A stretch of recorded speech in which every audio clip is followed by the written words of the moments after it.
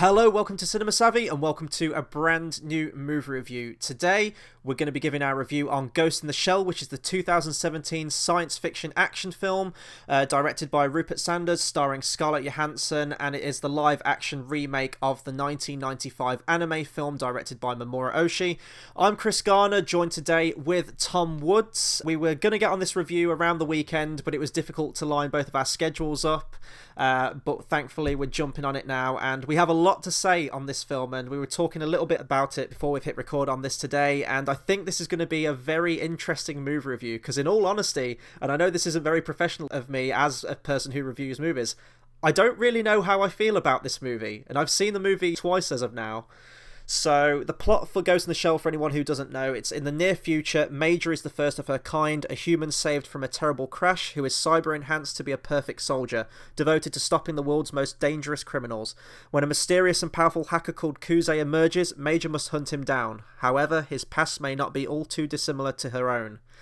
So, usually with these reviews, we talk about our history with the franchise, whatever it happens to be that we're talking about. And for me, at least, my only exposure to Ghost in the Shell is just the 95 movie. I haven't read the manga that came before. I haven't seen any of the sequels or the TV series or anything like that. What's been your history with Ghost in the Shell? Exactly the same. Just the 1995 movie, not the manga or any of the, like you said, TV shows on it. It is just literally that. And, you know, that's all I feel I need. Yeah, and going into this one. If we look at that 95 movie, and I only watched it about a few years ago, I think, so I was fairly late watching this movie. I do struggle with anime. I don't know why, like I haven't seen Akira, for example. I've heard that's fantastic, but usually with conventional anime shows, I just struggle to get into them. The style is very different and the pacing and everything like that, but I was recommended Ghost in the Shell. And upon initial viewing, I didn't really care for it all that much. I liked some of the themes in it, and I liked the setting, but beyond that, I just couldn't grasp any of the characters. Then since then, I think I've watched it a second and I've watched it a third time, and it's got better every time I've watched it, and now I think it's a fantastic movie. And I think that film, everyone talks about this, but the impact that film had on so many different films, whether it be style or whether it just be an initial concept of a film. You look at the Matrix films, which came out in 99, so came out 4 years after this one. That is almost like the first live-action remake of Ghost in the Shell, before this one. A lot of similar themes, very similar aesthetic to it.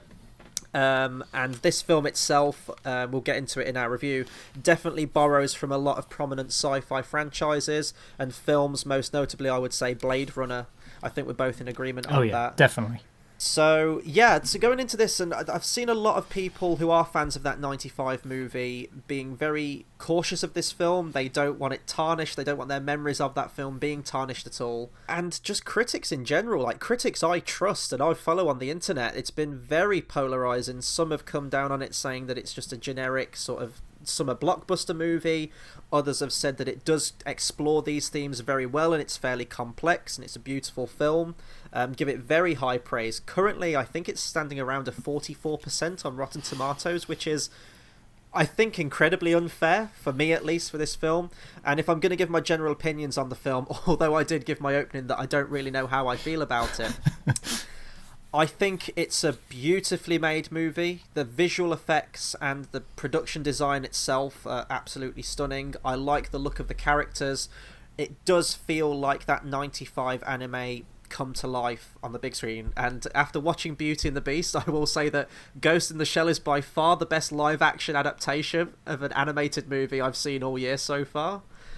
It pays homage to what's come before, and actually with this movie I think that it has taken elements from all the iterations of Ghost in the Shell. As I said, I haven't read the manga and I haven't watched the sequels and everything like that, but I think in the manga it does explore the character of the Major's backstory a lot more, so I think they've taken elements from that, and it does feel like an amalgamation of everything Ghost in the Shell into this one.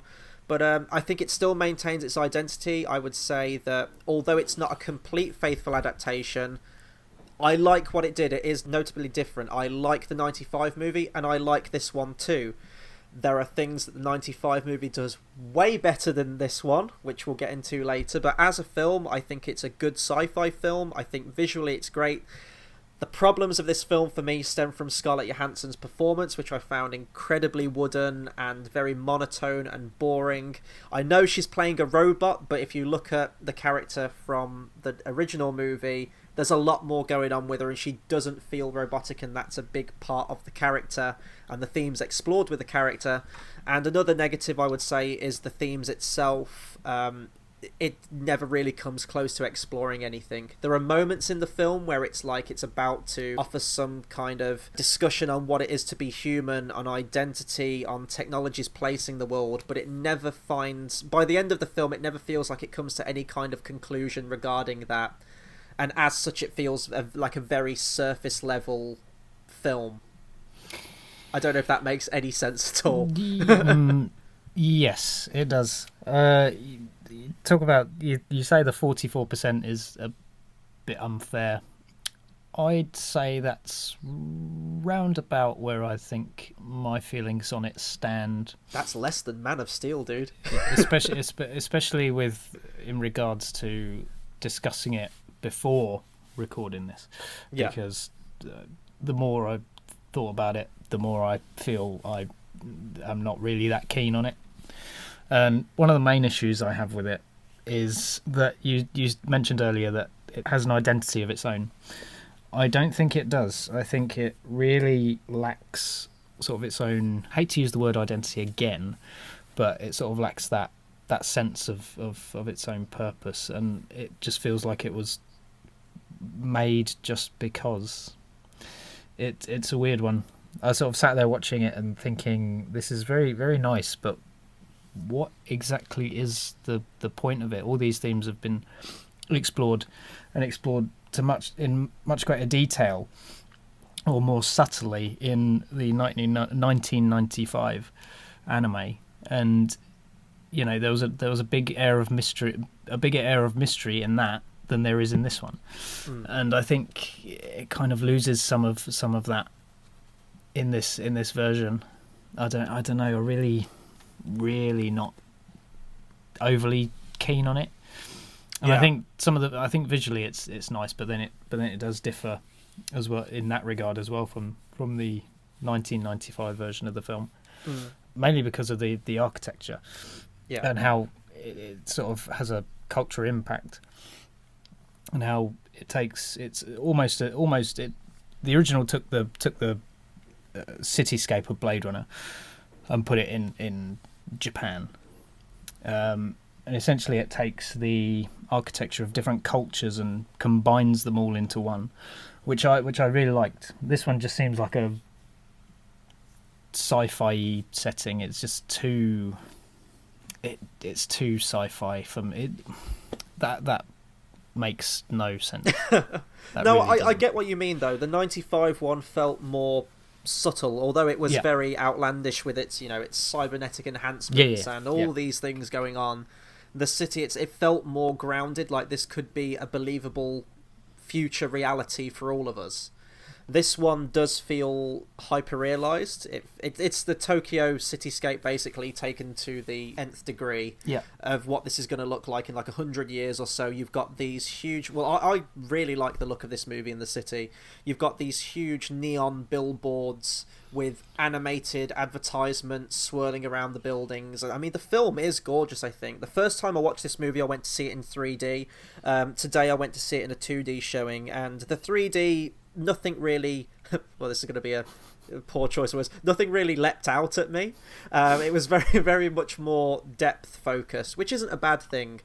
But how was the colour on it, on the 3D version?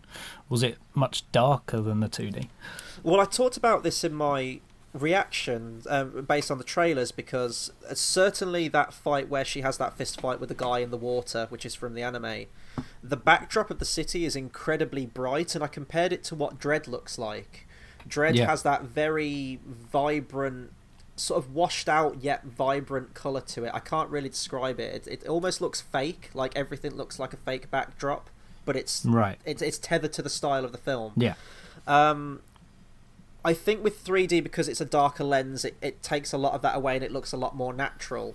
Today, when I went to see it in 2D, there were some scenes that did look definitely fakey fake and definitely like a green screen or CGI.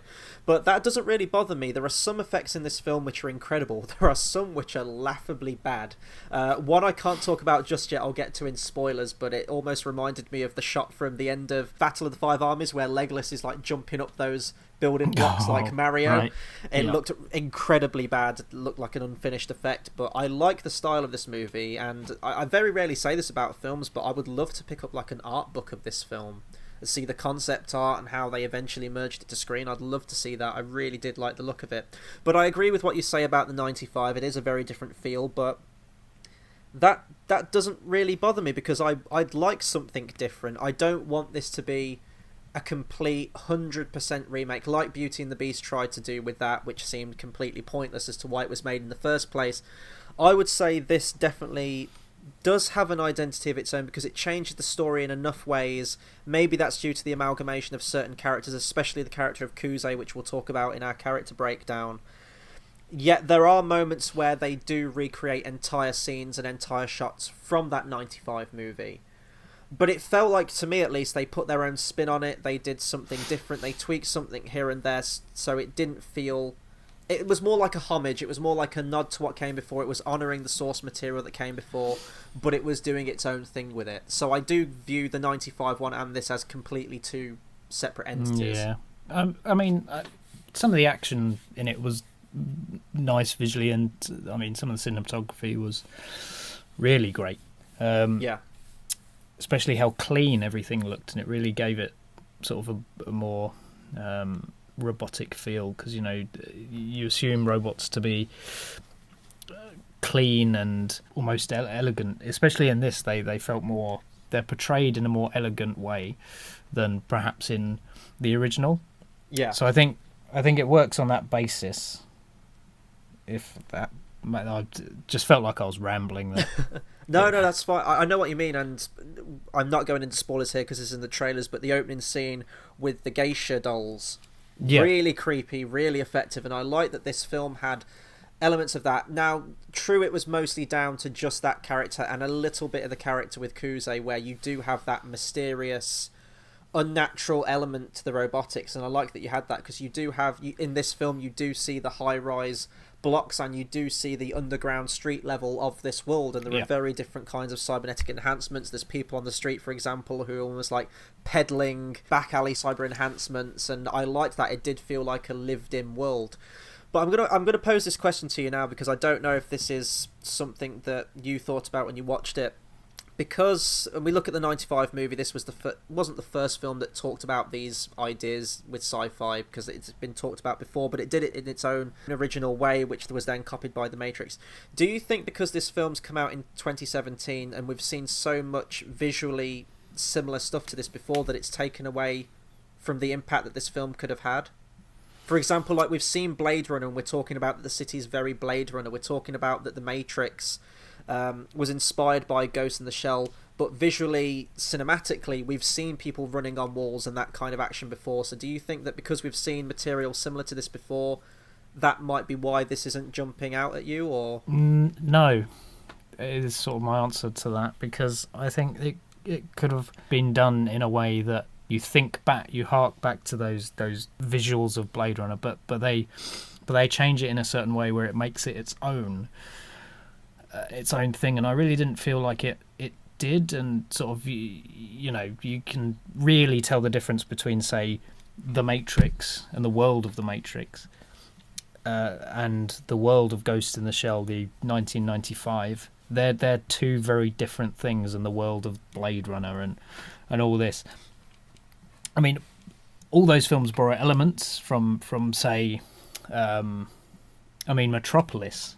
Yeah. What was it? The 1920 something. Can't remember the date off the top of my head, but it certainly borrowed. I mean, sci-fi films have borrowed elements from loads of different stuff back in history. The what was it? The film. Can't remember the name of the film, but it's where they fly a rocket to the moon and it lands in the. Oh yeah.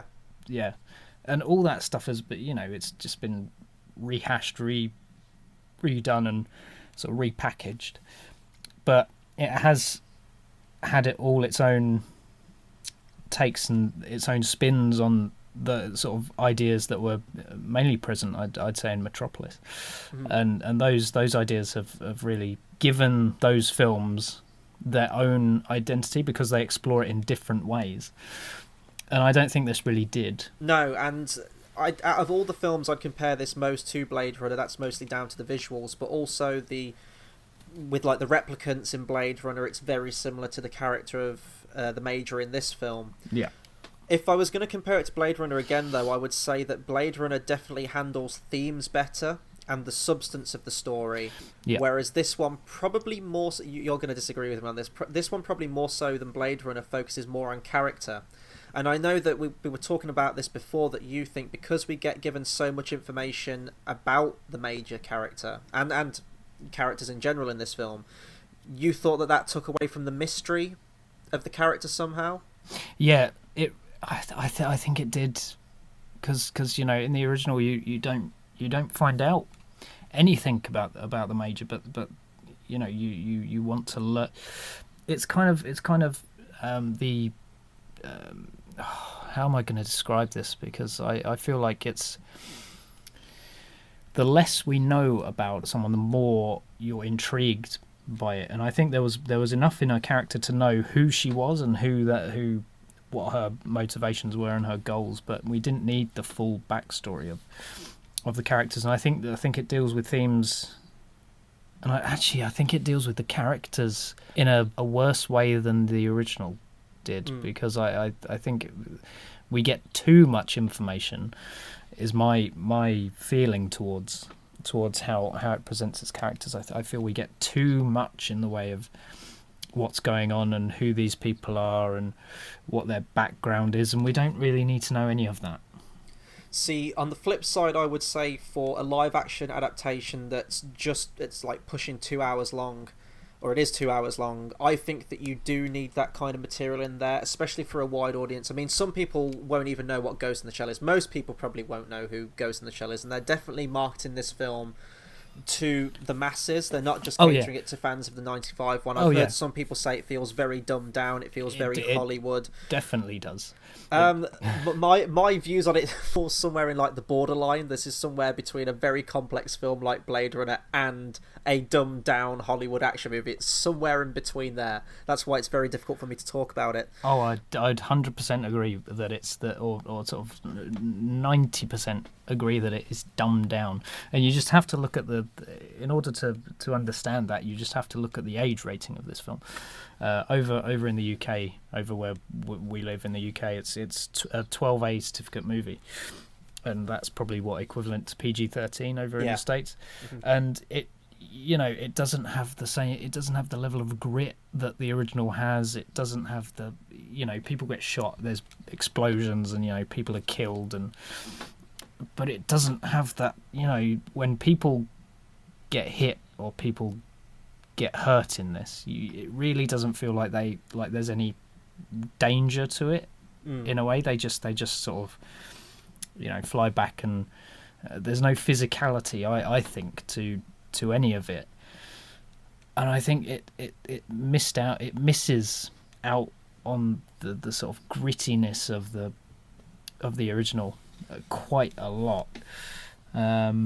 Yeah, and I'm looking at my shelf now of other films in the sci-fi genre that have that level of grit to it. Yeah. You look at the original Terminator film, or RoboCop, which gets incredibly violent in some scenes, or even Blade Runner. Like I know I've talked about Blade Runner so much in this, and I'm going to try and stop myself from here on in.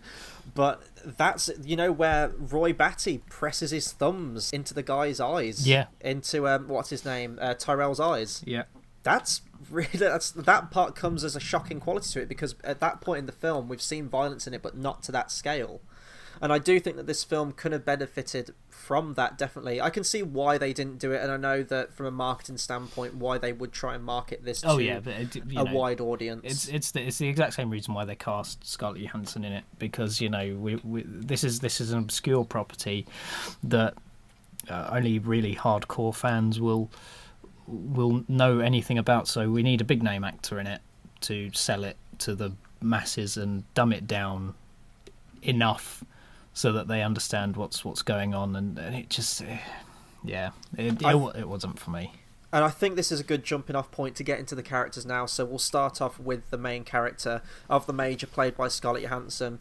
Scarlett Johansson's an actress for me who I've never quite understood the hype for. In more or less every film I've seen her in, she always seems bored and disinterested, and I don't know whether... You know what, I will go so far as to say she's wooden. She's just so uninspiring to me, with exception to Lost in Translation, which is a film that I really like, and I actually see some emotion come through her performance in that. And I'm sure she's probably done some other performances in films that I haven't seen yet, but for the majority of films I've seen her in, she's never really stood out to me.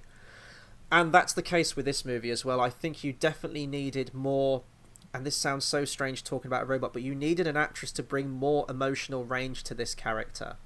She plays it in a very strange way, like in terms of her physicality, even how she walks. She kind of walks with her shoulders shrugged and like this weird cadence to her voice. And I can see what she's doing. She was probably given the direction of, you're a robot, and she plays it like a robot, but that takes a lot away from the character. This is a character who is meant to blur the lines between robot and human. She's a human mind in a robotic body. She is meant to feel like a real character, and even in the 95 movie, you know, she's having banter, she's having back and forth with her partner Batu and her comrades and everyone in the police force. In this, they try and do elements of that, but they come across as really stilted and forced. And for the most part, this is a pretty humorless film. I was looking at the audience today, and the audience just watched it in utter silence beginning to end, and there were some moments where they do try and throw a funny in there, but it felt out of place. And I think that this film either needed a little bit more humanity to her, for want of a better word, or it needed to just take away the humour and be that stark, brooding look at the world like that other famous sci-fi film from the 80s, which I'm not going to refer back to at any point. Yeah, I will agree with you on Johansson's performance to some extent. I think there's she plays it as well as she could have. And you know, you look at other films that she's done, such as I think it was Lucy that she was in. That she played... actually, she was in Lucy with the guy who played Batu in this. Yeah, and I think she played a very similar character in that. Yeah, she did. But she did it much better, and you sort of didn't know the line. It was more a blur. The line was more blurred in that than it is in this, and her performance wasn't really outstanding, but you know, it's you gotta have a major actor in it, and plus I understand your gripes with her as an actress, because she's someone I've as well just don't see the hype, and it's much like Jennifer Lawrence, and there's a lot of hype built up about these two people. I know they're sort of in totally different films, and I think one's become a better actress because of those really wooden performances. It's much like Keira Knightley. Yeah. You know, in her early career, you couldn't understand why she was even getting a job as an actor. But I don't know. Johansson doesn't really do it for me in terms of her ability, and I just wonder why they keep. Well, you know, the reason they keep going casting her in things is because she sells. Sells tickets. Definitely. And I mean, I'm thinking of another sci-fi film with a character fairly similar to this, in terms of creation, Ex Machina with Alicia Vikander. Yeah. She was fantastic in that film, and she had that mysterious quality. Now, I know the character of the Major is very different in terms of the physicality. She has to do all these epic combat scenes and everything like that. Very different to how Alicia Vikander plays it in that. But in terms of the personality, and similar themes again of wanting to become more human and understanding what it is to be a machine or to be a human or to be somewhere in the middle of that. I think she did it much better. I'm trying to think of another actress I could pick for this role. Emily Blunt, maybe. I don't know if she'd be too old for the role. I don't know. I don't know if she's about... I don't know ages between Scarlett. I think she's got like 10 years on her or something, I think, Emily Blunt, hasn't she? But that could have possibly worked. Or someone. I know it probably wouldn't have sold as much if you cast an Asian actor, Japanese actor in it to play the main character. I don't think it would have sold as well. And I do think that's a purely sort of marketing decision, or sort of we got to sell this to the masses. But I think perhaps a native actor to Japan or to that region would have perhaps worked a bit better in this than Johansson. I definitely think so as well. I mean, I'm the kind of person that enjoys Eastern cinema, foreign cinema, anything like that with subtitles. I would have been completely fine with that. The general audience won't, and that's exactly why they did cast Scarlett Johansson. The whole whitewashing thing. Watching the film, I didn't really have a problem with it until it gets to a point in the film where a revelation's discovered about the character, which we'll get into in spoilers. Then it did kind of become apparent of, you could have got a Japanese actress to play this character. But actually, watching interviews and stuff with people from Japan on the release of this movie, they really don't care that Scarlett Johansson's playing the main character. They're happy to see Ghost in the Shell get this live-action remake. And this is jumping to China now, but when I was talking about The Great Wall, when that was coming out, I think I did a trailer reaction to it, I had a great comment on it, who said that he's from China himself, and he went into this great depth in his reply saying that they see it as a chance, if Eastern actors are in a Western film, they see it as a chance where these great Eastern actors that we perhaps haven't heard of get a chance to shine, and we get to now see them. For example, I'd only seen Takeshi Kitano in Battle Royale, and I didn't really remember him from that as a name. Now I've seen him in this, and we can talk about his character in a minute. I thought he was incredible in this film. He's definitely one of my favourite characters in this film. He actually might be my favourite. So now I'm going to be looking out for his name. So it has had that effect on me. So I can see the pros and cons to both, but I do think it only got in the way when a revelation was discovered about the character. Yeah, it's the same with actors like Hiroyuki Sanada. I think that's how you pronounce his name. Very, very did loads of films in Japan, and then suddenly cast in Rush Hour 3 and Sunshine, I think. Oh, I know who you mean. Yeah. Yeah. He was also in The Wolverine and 47 Ronin and other films like that. And I would agree. I don't think it's as big an issue as people make out. And I think if it means that these actors like you just said his name about Takeshi Kitano. Yeah, Takeshi Kitano, the guy who hosted Takeshi's Castle in the 80s. Wow.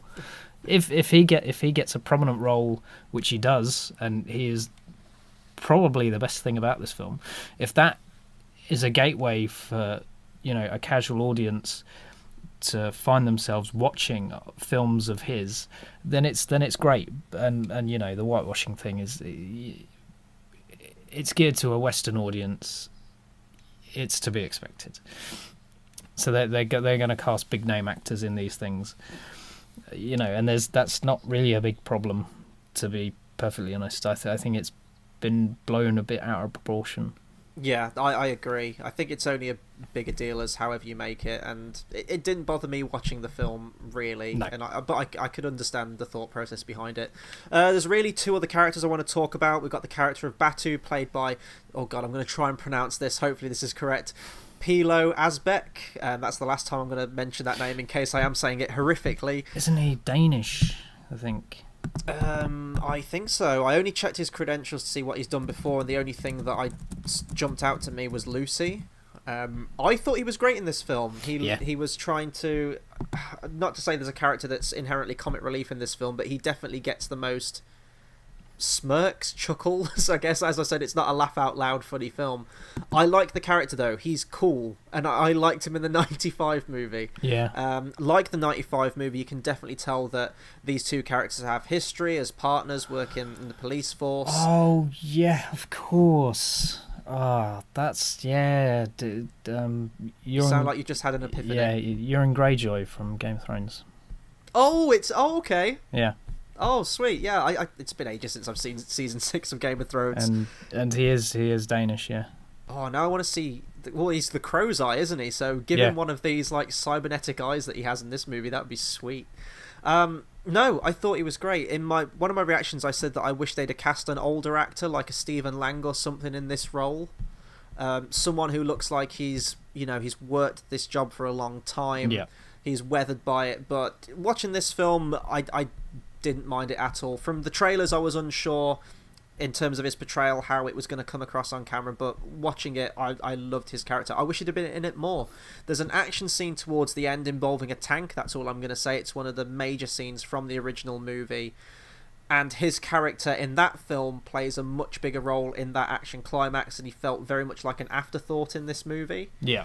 Towards the end, they just kind of drop his character. I can understand why they do that. The focus needs to be on the Major, but I thought that he was a good supporting character in that original film, and he was in this up until a point, and then they found like a place, and they just didn't know what to do with his character. Yeah, I think that's sort of the case with all the characters. They get up to a point, and with the story and focus on the Major, and it just gets to a point, and then they sort of we need to do something with these characters, and it just feels like they threw them in as an afterthought up to a point in the film.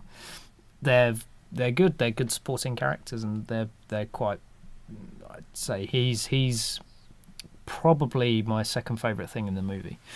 I think his performance was really good, and he brought an air of, I'd like to say, cheekiness, humanity as well. Cheekiness, no, I liked his character. I'll agree with your point there as well, because we get introduced to this crew of characters that work alongside the Major. Oh yeah, one of them though is yeah, because he's one of your favourite characters from the anime, isn't he? Is it the oh god, what's his name? It's Shin Han plays him, who was in The Dark Knight, played Lao. Togusa is the character, and like Shin Han's a great actor. He is, yeah, but I think he's brought in to just stand around and do nothing in this. Absolutely nothing.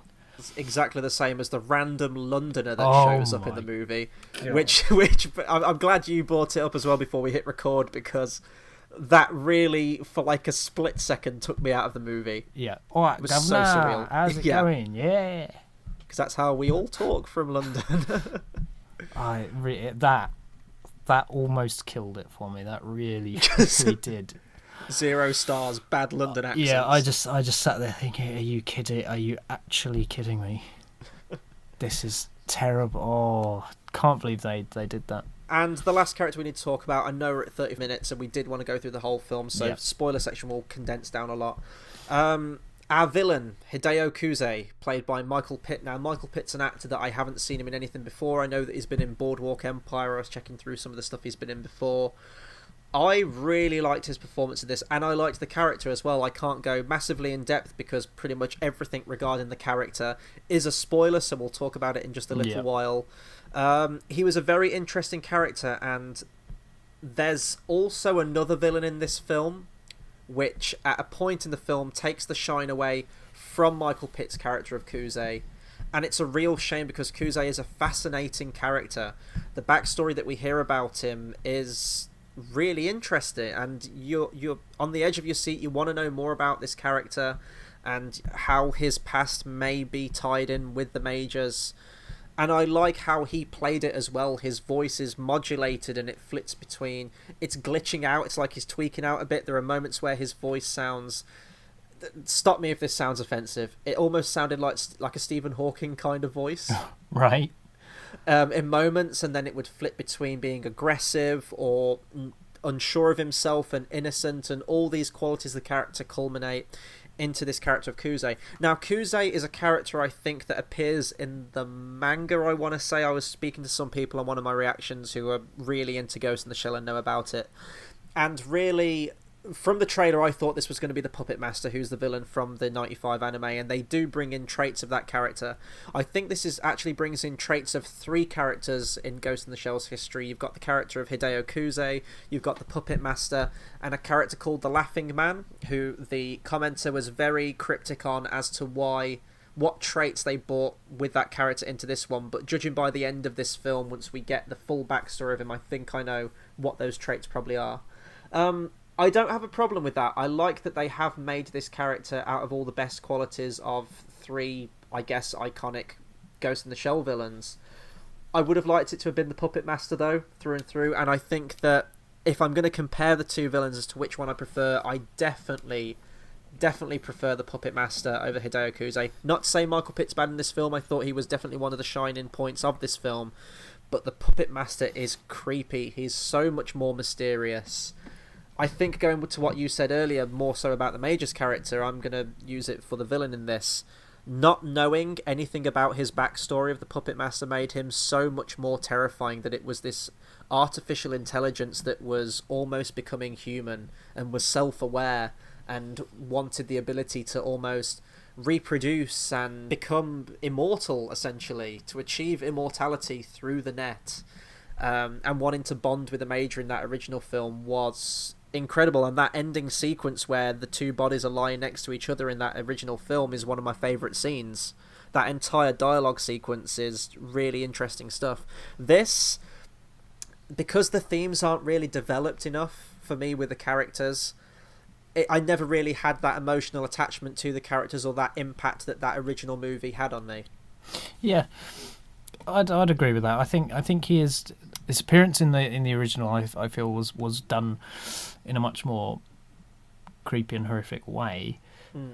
This, I think there is a certain element of that, and he sometimes is quite terrifying in the way he moves and the way he speaks, and sort of how he's always shrouded in darkness, and he's got all the wires, and his look is just really half mechanical, half.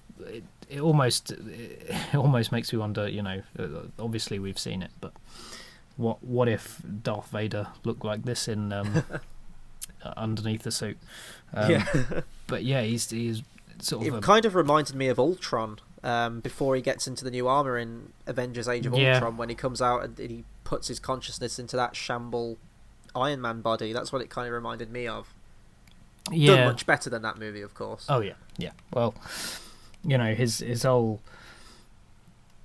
whole essence is kind of. I think it's one of the strongest points of the film. I would say, even though my feelings on it are just below average on it. I think he's probably one of the stronger elements to it, and that takes the few characters into consideration. But just the way he was handled, I think, was really, really good. And I know it ties in sort of, and the plot ties into him and everything, and sort of the revelations happen. But I think he never loses that air of creepiness and that sort of eerie quality to him. Yeah. Even when he does sort of present human emotions, there's a real essence of eeriness to his character. Yeah, and I don't think the Puppet Master even has a body in that original movie. No. He just kind of puts his consciousness into different shells that he finds. Yeah. So we don't actually have a physical representation of what he looks like, and that's what made the character so enigmatic and interesting. We need to talk about the music, because like the city in this movie, the music is its own character. So we have two composers working on this film. We have Clint Mansell, who is most famous for working with his collaborations with Darren Aronofsky. He did The Fountain, he did Requiem for a Dream, most of the films that he's produced and directed. And Lorne Balfe, who I checked his credits, he's done a lot of video games. He did the music to Assassin's Creed Revelations, which I love the soundtrack for. He's worked with Hans Zimmer on some collaborations as well. I love the music in this film. I'm a huge fan. It was like an 80s soundtrack, like a lost 80s soundtrack I'd never even discovered. I love ambient synth, especially for my sci-fi. And with the opening titles in this, and I do want to say as well, it's just so nice seeing a movie with opening titles, because it's a quality that we very rarely get in movies nowadays, and it puts you into the scene. It's a great introduction to a film.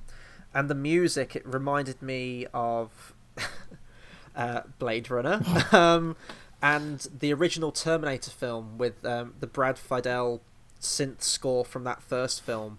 The low humming synth and the really just uneasy, haunting quality to it. And also as well, they do blend in elements from the original score from the 95 movie by the composer Kenji Koei. They play that really eerie Japanese choir song that plays in the credits of this film. You've got the hand cymbals as well, the really just uneasy quality throughout the movie. So I'm glad that they did use elements from that original score, and this score didn't feel too dissimilar to that. It felt completely within the same world as Ghost in the Shell, but it did have that identity of its own. It's a lot more techno-based than the original, I would say. I love the soundtrack. This is a soundtrack that, in all honesty, I probably will pick up. Yeah. You don't sound convinced. No, I'm really not. It's nice that, you know, it mixes elements from the original 1995 film and the soundtrack to that. It mixes elements of that.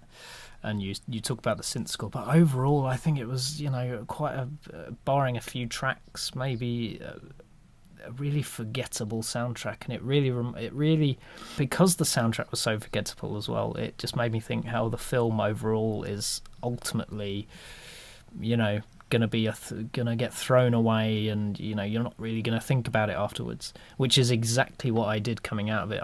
It's not a film you think about, and the music doesn't do it any credit because it is boring.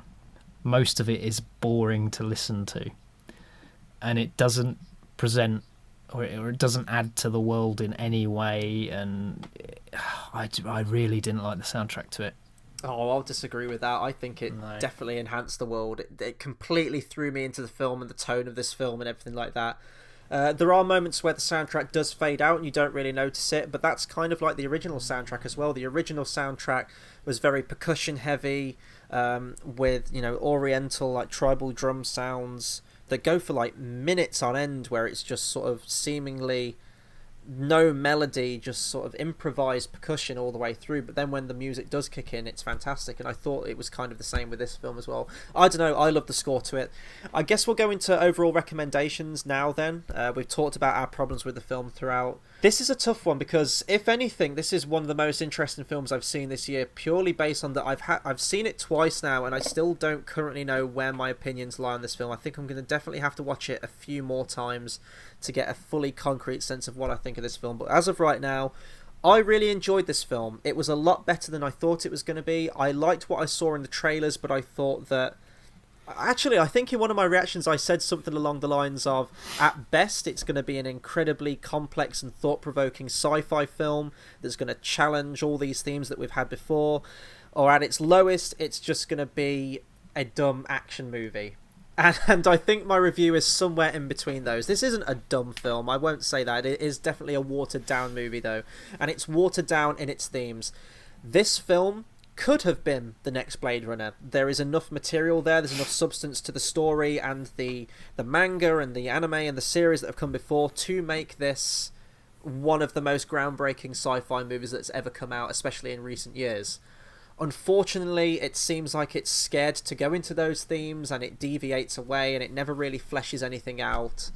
The action's great. Visually, it's absolutely gorgeous. The CGI in it's great.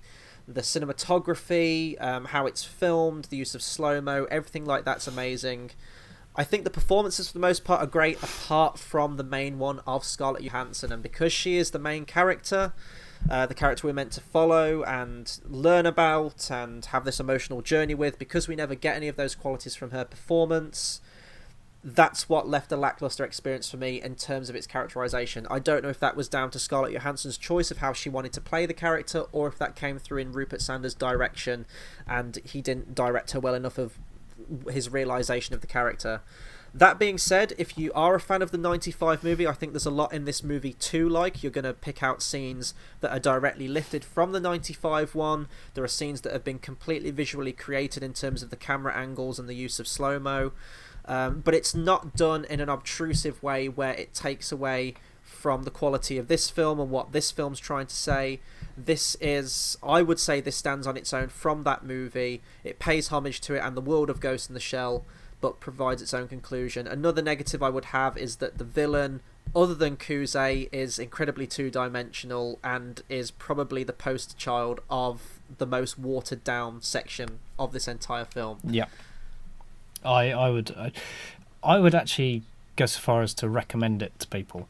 Mainly if you're gonna watch this, it's probably gonna be a gateway to watching the classic 1995 version of the story.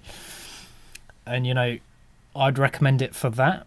Overall, I think it's very, very forgettable. And if you do see it, you are probably not going to think about it all that much afterwards. You might think, oh, it looked really nice visually, but it doesn't really have the substance the original had, I don't think. It's not one I can openly recommend, apart from if you're interested in seeing it mainly for the original and see how the two differ. But ultimately, I did not really... wasn't so keen on it. And although I'd say if I was going to have to put a score on this, which I absolutely hate putting scores so do on it, because it completely muddles the experience. Because you can enjoy a film that has really great ideas in it that might not be the best. It might not have the best production values, but you can enjoy it, and giving scores is really redundant. I would say my opinion on it is maybe stretches between a 4 and a 5 out of 10. It's okay in places, and I think some of the characters are really strong, but overall it didn't really work the way in which I wanted it to, and maybe that's because I love the original so much, but it really didn't do anything new or groundbreaking with how it told its story or the ideas it presented. Yeah. So that's sort of my general thoughts and overall opinion on Ghost in the Shell. See, I think I liked it a lot more than you, but I agree with your negative of that.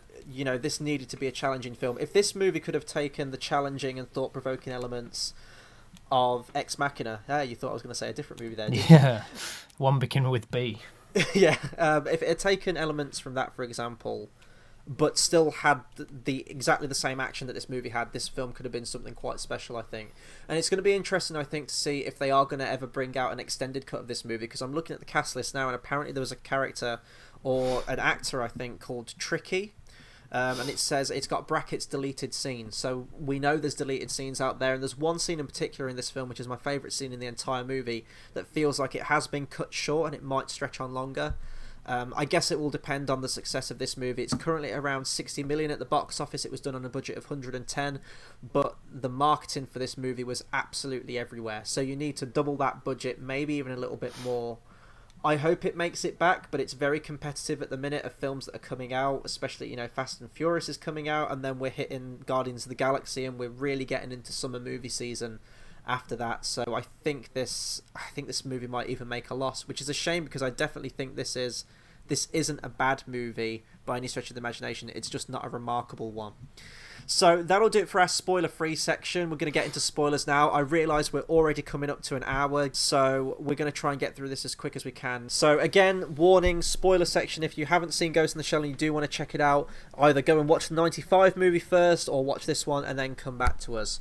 So we kick off the film with this very trippy flashback sequence where we get to see the Major's past, of how she was wheeled in, of how they constructed her body and implemented her mind, and that leads into the title sequence. I understand your criticism that it might be a bit too much information about the character from the off, and it might be best to keep it more ambiguous, but that title sequence was amazing to watch. The music, I know you didn't like the music, but the music and the visuals, it was almost like a complete recreation of that opening from the anime film. I do wish they had have used that Japanese choral part, the chant from the original movie in that scene, but I can understand why they wouldn't do it, because that would be even more similar than what it already was. But see, here's my problem with the opening. We get a really cool first action set piece in the original film, and then afterwards it goes into this really mesmerizing creation of the Major, and she wakes up, and it's almost as if it was her sort of remembering her creation. And you already know that she's a human turned into robot within pretty much the first 30 seconds, because she's wheeled in and there's no sort of dreamlike quality to it, and then you just jump straight into the action scene that should have been, I feel, was placed in the wrong position. But that's maybe because I think the original's a far superior film. Well, the 95 movie kicks off with the action scene. Yeah, it does. And then it goes into the title sequence with her being constructed. I think something similar to that, or even just open with a construction sequence. I think that would have been a very effective opening too. Although I do know why films do have to start off with an action scene. I understand the placement of that. I understand narratively why you do that. So if I was probably doing an edit of this film, I'd try and switch out the order in the sequences around at the start of the film. But the actual action sequence itself, I thought, was brilliantly done. I love the skyscraper dive. I love that they threw that in. The look of the geisha dolls, we talked about that. Very creepy. Incredibly creepy. Even before they peel their faces back, they were creepy.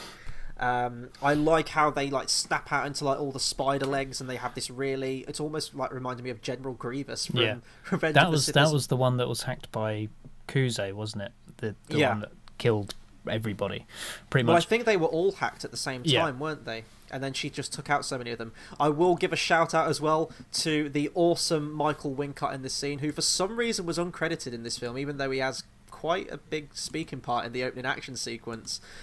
He, for anyone who doesn't know, he played T-Bird in The Crow. He was the main villain in that. He was also in Robin Hood, Prince of Thieves. I think he does a lot of voice acting as well, because he's got this very gruff, gravelly voice. It's easily identifiable when it's his voice. It was nice seeing him in a movie. I didn't actually realise it was him the first time. It was only when I was watching it today where I kind of watched it a bit more critically. I thought, God, he looks familiar. He looks like an aged up T-Bird. I wonder if it is him. Then I came back, checked Wikipedia, and it was him. So it was cool seeing him in a movie again.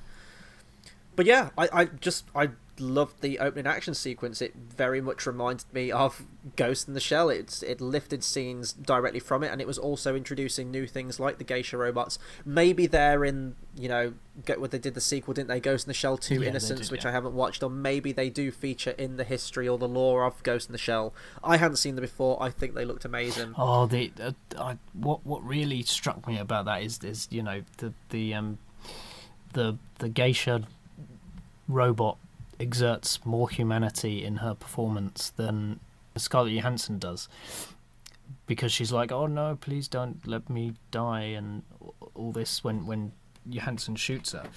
Yeah, and you don't know if she's telling the truth or if this is still... That was really creepy, I found. But she exerts more humanity than the Major throughout the entire film. And I always do have a problem usually with films where a robot screams. This is mostly in the Terminator. Well, I guess they kind of do it in Terminator 2, but that's just a much better movie that I don't mind in that film. But Terminator 3 with the TX, where she's bested at the end and the robot will just scream. I never understood why robots do that, and I think it takes I think they're more creepy when they're just silent, but I do like when the face just snapped back in this and let out this shrill just scream. I thought that was really effective. So she's then given the task with Batu to inspect the body of the geisha doll and perform a deep dive on it to hack it to find out more information about the hacker Kuze. So we get our first jump scare of the movie, which I thought was very effectively done. And I really like the visuals of how they went about showing how your mind is when you hack someone. Yeah. It's almost like she's plunged into a pit of water, and then when a virus is taking over and trying to drag her into the program and keep her there, it's like all these corpses and people rise up and are trying to claw at her and drag her down into the crowd. But then again, that where it seems like she's thrown into water, it might be a representation of what she feels happened in her past as well. Yeah, there was sort of that element to it. I think in the sequence, and I think that was I do believe that was probably done deliberately. Yeah, and I mean, water does play a theme with the character later on in the film, where to get away from the world, she goes diving. She just, stays submerged under the water for long periods of time. Definitely, I never even thought about that might be tied to her past, and maybe it's all subjective of how it is in your mind. That's pretty cool. So she gets the information she needs. She finds out the location of where Kusei's hiding out, and this leads us to a nightclub scene, which, because we get an action scene there and there's a shoot 'em up with Batu there, it did remind me of John Wick, because that John Wick 2 is still very fresh in my mind. I love that film. It's probably one of my favourite films from this year so far, and I guess I just can't ever see a shoot 'em up in a nightclub the same way again after that film. I thought it was effective. I liked seeing more of this world. We get to see the criminal underbelly. We get to see more cybernetic characters here as well, and the mind comms that they have between the characters. I thought that was really cool. That's what I mean. There's a lot of cool stuff in this movie. There's just not really any themes to back it up with. Yeah. But I think out of any scene in the film, did show that close camaraderie between Batu and the major character. Yeah, it did. I mean, the communication, how they communicate, is prominent in the original as well, and it's one of the coolest things about the film. And yeah, it does give you, this scene certainly does give you a sense of, they've obviously worked together for some time. I think she's been in Section 9 for 2 years. Yeah. And they have formed some sort of a bond with each other, and you can really tell that in the way Batu acts towards her. She's very friendly, and sort of there's tries a bit of banter, but ultimately the jokes fall flat in the audience. But yeah, there is that camaraderie between them. And I'm glad they didn't try any romance. They don't really, in the original either. No. He seems very dismissive of the idea. They see each other as friends and partners rather than a relationship. I mean, if this was going to be dumbed down anymore, they probably would have gone that route, and I'm really glad they didn't. So we get onto the sequence with the Garbage Men, which is a big prominent sequence from the 95 movie, which I actually think was much better handled in that movie than here. Yeah. Not to say it's done bad here, but it's more visual representation rather than the characterization, because the poor Garbage Man in the original film is one of the most heartbreaking characters in the film. He's this poor guy who gets hacked, who is planted with the false memory that he has a wife and he has a daughter, and he's telling his friend as he's working the trash truck, he says like, oh, she's the light of my life, I love my daughter so much. And then eventually, after the action scene, once they get to the interrogation room, and you find out in that movie that it's all fake, and it's a really creepy moment in the film where he's got this picture that he keeps looking at of his daughter, and then they show it him again, and it's just a picture of him on his own. Yeah. And I don't even think he has any kind of reaction in that film. I think his eyes just kind of like glaze over, and I don't even know if he starts crying, but without like, not ugly crying, but like a tear just rolls down his face, like he's almost been lobotomized, like he doesn't know what's going on. The sexy cry. Yes, the sexy cry, the actor's cry. Yeah. In this movie, it's a different character, isn't it? We were talking about this before we hit record. There's the Garbage Men, and then in the original film, there's another guy who is the one that the Major pursues and has that slow motion, invisible water fight with him. Yeah. This, they merge that character with the Garbage Man, which I can understand why they do that. It makes the situation less complicated and still gets you to exactly the same place that you need to. I liked this sequence. It was almost shot for shot from the original, in terms of the angles of the skyline, how the Major is pursuing this guy almost like a predator pursues prey, and I think even the moves that she fights with him in the water were pretty much exactly the same. There was no wrist snap or ankle snap though, which is incredibly graphic in the anime version. Wish they'd put that in. Yeah, and it's my point of it misses some of the grittiness, and this was very prominent in this scene, that it should have had some leg breaking or wrist snapping. Maybe we needed Zack Snyder to direct this film. God, yeah. Because he would have clearly have made it visually accurate and added so much depth and themes and character into it as well. But no, the interrogation scene in this film was great, and I've seen so many interrogation scenes like this now where it's just the glass box, whether it's Silence of the Lambs, or even if it's Dark Knight or Avengers with Loki in that glass prison. I've seen situations like this before, but there is something great about the character of Kusei when he can hack people and their entire personality just changes. It's a really cool power that he has, and I do like that. It almost seemed like it was Black Widow with Loki. The guy. I was half expecting her to go, Loki means to unleash the Hulk. Yeah, or if he was going to call the Major, "You mewling quim," Yeah. which is one of my favourite lines in movie history, because I never thought I'd hear those lines ever uttered in a film.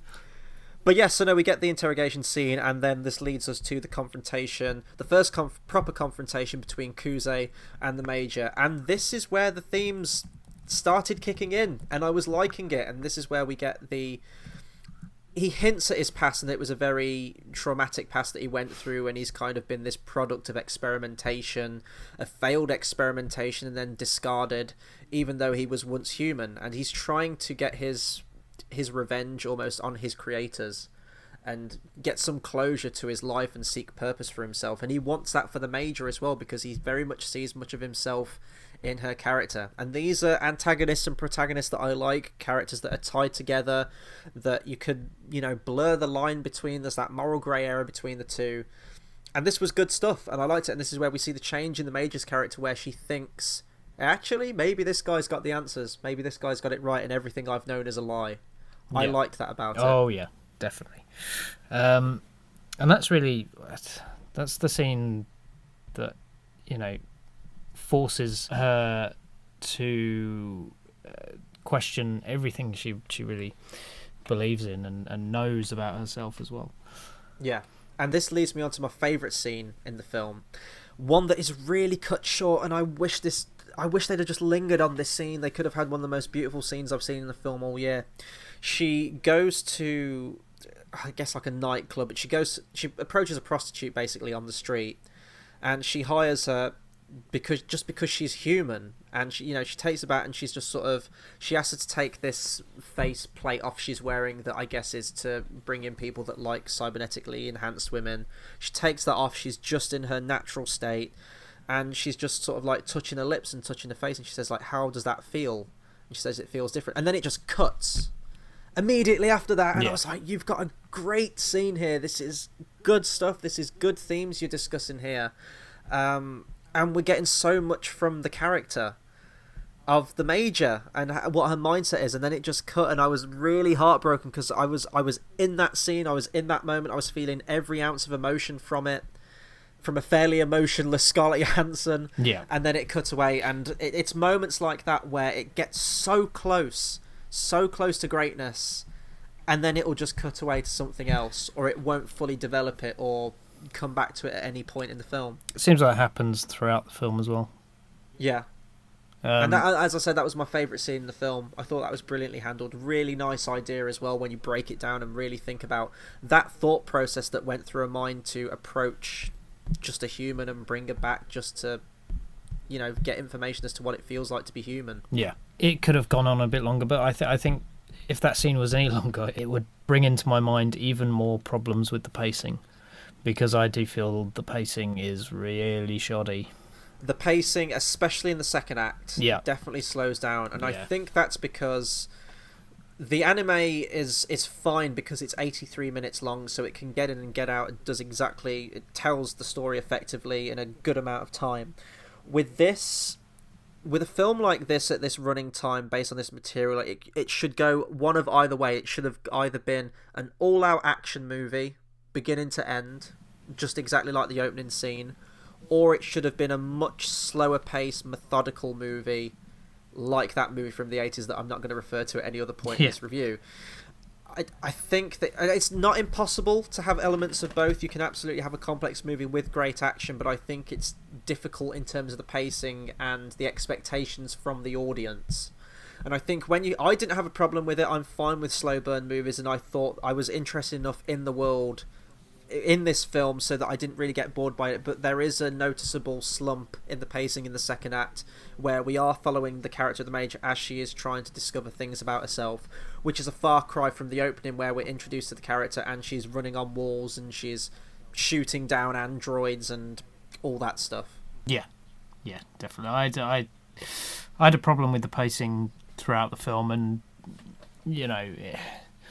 the second act just, because I think there's too much going on and they want to try and do too much with it, that ultimately you just sit there and go, why is this here, why is that here, okay, are we actually going to get somewhere with this? So the film progresses, and the major character gets information regarding her past, and she finds out that she was actually called Motoko Kusanagi, which is the name of the character from the original anime and the manga. And this was where I was like, yeah, this character should have been played by a Japanese actress. Although I guess you could look at it and think that that shows how much change the character has gone through as she's been constructed. Like, her brain belongs to a Japanese girl, but has been put into this, this Caucasian body, which adds to the surrealism of the moment. But when the character's called Matoko Kusanagi, just make the character Japanese. Like, this was the moment in the film where it didn't become a problem for me, but this is where my mind referred back to all the problems and the criticism of whitewashing. And do you think the whole aspect in the storyline with the mother was developed as much as it should be, or do you think it was just kind of an afterthought? I thought it was like a bit of an afterthought. I mean, it makes the plot go forward, but I don't think it really does anything apart from that. Yeah.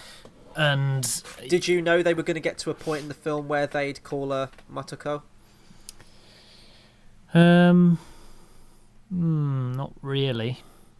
Because we do get, throughout the film, she is having flashes of her past memories. Yeah. And I just feel that when we get to the mom, they play it up as this big revelation, this big twist in the story, but it never really had any impact on me. Like, I don't know if I was anticipating it or not. I don't know. I just think it came a bit out of left field, and it didn't really work for me. It didn't work at all. So after this, we have the villain, who is the most stereotypical villain in the film, who I referred to earlier, the character of Cutter, who I would have just either entirely removed from this movie, or I would have had him as a background character, because there are political characters in the original movie who I guess you could call antagonists, but they're never in the film enough for me to even remember them all that much. They just kind of help the plot move along, and I think that's what his character should be. Kuze was a much more compelling antagonist until towards the end of the film, where he becomes more sympathetic and we like him as a character and he's more of an anti-hero. You could have just left it at his character. I think if you'd have given more scenes to him, played up the mystery a little bit more, I think that Kuze could have carried the story on his own. I don't think we needed just like a generic suit who is so two-dimensional in this film. Like, his opening line, he's talking to the doctor who, she likes the Major because she helped construct her, she helped give her memories, and she's the one that sees her as human. And he's like, she's not a human, she's a weapon, and I want her ready for action within a week or something. So there is no dimension to this character at all. He's definitely there to try and like be the arbitrary villain. Yeah. And he does villainy stuff, but none of it really makes any sense, and he's just there to cause problems and doesn't really have a character of his own, and makes the plot go forward. Although I will say his demise at the end was amazing, and that felt like a scene from a completely different movie. Like, yeah, where go on, sorry. But I think the problem with the scene at the end is you have it, because Section 9 is a department of Hanker, isn't it? The corporation. Yes. Yeah, and we never got a sense of the working relationship between the leader of Section 9 and the Cutter character. If they had have had more interaction with that, the film would have been longer and I would have had more of a problem with it. But I feel it would have made more sense at the end, because it felt like, these two have a relationship and they don't really focus on that, and it makes the ending just feel a bit flat, or his demise feel a bit forced and flat, and I don't know. Yeah. Well, he was just such a stock villain character that I didn't care about him at all. But I will say that it does lead to the coolest scene in the film with Takeshi Kitano's character, where it all of a sudden becomes a Michael Mann movie. Where he's in the back of the car and they're shooting up the car, and he sort of like blocks the bullet with the bulletproof suitcase, and the lighting, it's like the orangey glow from the street lights. It feels very street level, and I don't know, I love that scene. It was a great actor. I just thought that bit was amazing. You could have almost imagined it as a scene in Collateral. Yes, yeah, exactly, or like heat or something like that. Yeah. We also have the tank scene, which precedes this scene. I prefer it in the anime because I think it's a lot more. It's just a lot more tense. Like there are pauses to the action where she's pinned behind like a pillar and she's trying to plot her next move. She's like, right, I've got so many bullets of this gun and I've only got this gun, and this is where I wanted Batu to play into it more. In the original film, like he's trying to get to her as quick as he can. He's like, don't engage the tank. At least wait for me or wait for backup to get there. And she's like, I'm turning off communications, I'm going this alone. And it really does feel like a desperate last stand with the major character as Batu's trying to get there. Yeah. And it feels like a desperate you can tell she's outmatching that scene. And they still have the scene where she rips the top off, which rips her arm off, but I don't know, it didn't feel as climactic or as satisfying as the anime one. No. It felt. Sorry. It felt more. It felt really video gamey. This was the final boss in a game, and she, had to use all the tactics you've learnt throughout the course of the experience to defeat this big bad boss at the end, and it was like, okay. I'm glad you mentioned video gaming because this was the scene that had that one effect, which was terrible. What was this that? was laughably bad. If you ever watch this movie again, watch out for this scene. It felt like a temporary effect they'd put in the movie. Like they hadn't gone back in and put the textures on it or finished the physicality of it. It's a scene where the spider tank is shooting at she's behind the pillar and it's shooting at this walkway at the top, and the walkway crumbles. And then she does like this mad Mario leap, bounding up this rubble as it's falling down to get to the top balcony. Right. And just her movements are so unnatural, even for her character, because we've seen her in action scenes before in this film in the opening, and it was all done with like wire work, but it still looked natural, like she was there. This was like can you remember back to like the Matrix Reloaded, where you had that really ropey, rubbery looking Neo in the Thousand Agents fight? Back in like early 2000s films, or like the original Spider-Man, where they hadn't quite got the textures right on the character and you could tell it was just an effect, it was that in this one shot, and it was really distracting. Really took me out of the movie. It was almost like they kind of ran out of budget towards the end of the movie, and it was just like, here's like $1,000 or like $500, whatever, just like patch up the effects as best as you can. Because I will say towards the end, I'd actually like to see the behind the scenes on this film as well, to see how they did all the effects. It almost looked like they'd taken Scarlett Johansson's head and just plonked her on top of a CGI body, and it reminded me of Ryan Reynolds from the Green Lantern.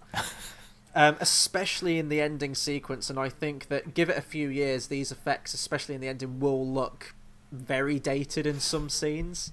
Maybe you can say it's part of the style of the film, but I don't know, some of these effects at the end were really ropey and took me out of the film.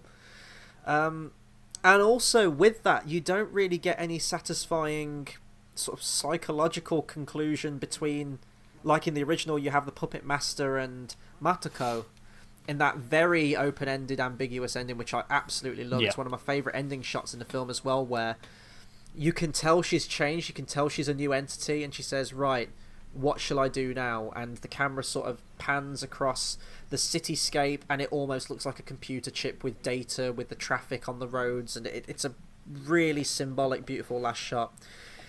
In this, we talk about the watering down. How does it end? It ends with a reprise of the skyscraper jump from the opening, which again is a cool shot. I like it, but it's just this is an action movie. So she's like perched on top of the building like Batman. Well, you talk about Batman, that quote she keeps talking about all the way through, which is like the moral of the story, where it's, some people say that our memories define us, but it is not our memories, it is what we do that defines us. I'm like, oh, sorry, Christian Bale. Oh, that I thought when she said that, I thought, where is that from? I've heard that before.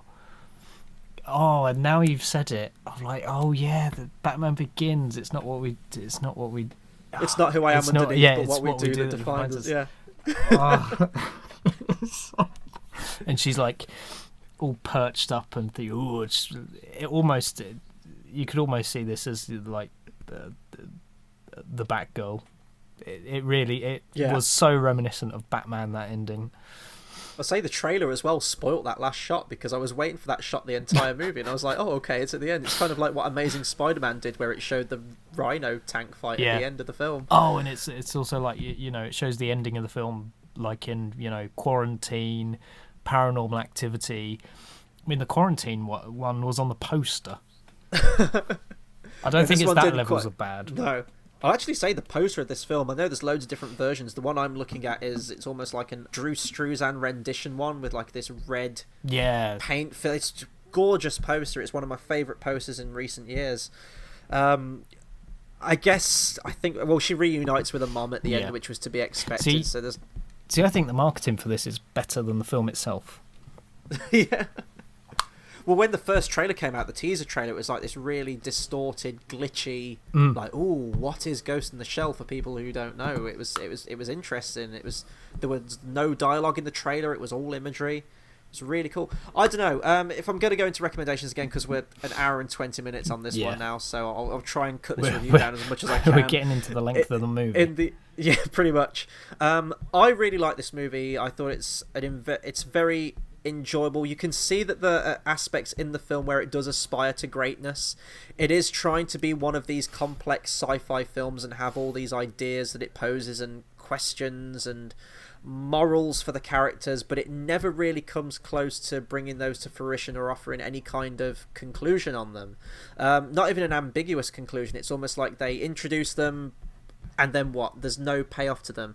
That being said, it's a gorgeous looking film. I love the production design of it. I love the music. I love this world. The problem is that the characters, especially Scarlett Johansson's character, I didn't care for her performance. Maybe with better direction, maybe with going more into her character and seeing more emotion from her, I would have cared about the character more. There are some great performances in there throughout, though, and as I said, I do like the effects and the world. However, this is a sci-fi film that is trying to be smart, but it never really comes that close to it. So it is more or less just a very watered-down version of the 95 anime. Yeah. Although I do think that you can watch this on its own, and it isn't a complete carbon copy of the 95 one. No, it's not a complete carbon copy, and you know the plot goes in a totally different direction. It sort of ends the same way and sort of has the merging plot line of the original, but it's felt like a completely different plot. And you know, I've already said my feelings on it, sort of the recommendation of it, and I think if you really want to, if I was going to say, if someone asked me which one would you watch, it's obviously going to be the original, but I think if you want to see how it differs, go ahead. I mean, the plot is completely different, and it does have completely awful issues with its pacing and how it presents its mysteries revolving its central characters and the discovery she makes at the end that she used to be a little Japanese girl, or well, I thought you were going to say boy then for a second. It reminds me of the Japanese boy song from Grand Theft Auto Vice City Flash FM. Yeah, but no, it's not great. What I will say is, though, having seen the visuals in this, it's going to be really, I'm intrigued to see what they're going to do with Blade Runner 2049 now. Yeah. Like, I don't know if that's going to be as visual as this in terms of its city, or if it's going to be, you know, if they're going to use it. Well, I doubt they're going to use models, because, you know, what are models now in films? God. It's all got to be done in a computer. God, but yeah, if ever a film I didn't think needed any sequel or to be remade, no. That it was this. It was Ghost in the Shell and Blade Runner. Well, Denis Villeneuve, I think that's how you pronounce it, is directing Blade Runner 2049, and I've loved all his last few movies. He directed Sicario, Prisoners, he directed Arrival as well, so the guy can do sci-fi, so I am looking forward to seeing what he's going to do with that. But visually, this is a nice placeholder until the new Blade Runner movie. I guess I'll end with that. Yeah. So that'll do it for our review on Ghost in the Shell. Be sure to comment, subscribe, let us know what you thought of the movie. Did you like it? Didn't you like it? How do you think it compared to the 95 one? Anything you like, anything we haven't talked about, something in the manga or in the sequels, anything you like, please do drop us a comment. In terms of what's coming up on the channel, there'll be more movie reviews coming out from us. I really want to see Free Fire at some point this week. I'm really intrigued about that one, so look out for a review on that at some point if I can get to that. If not, I think the next few reviews we're going to have on the channel are going to be the Fast and Furious films. We're going to have reviews on all of the previous 7, which I need to watch very, very soon before the new one comes out. We'll also have a review on Fast 8 or the Fast and Furious 8 or the Fate of the Furious, whichever title is your preference on that film. There'll be more trailer reactions from me as and when trailers come up, so be sure to hit that subscribe button. It's the best way to keep updated with all of our content, and until the next video, we'll see you guys next time. Thanks for listening.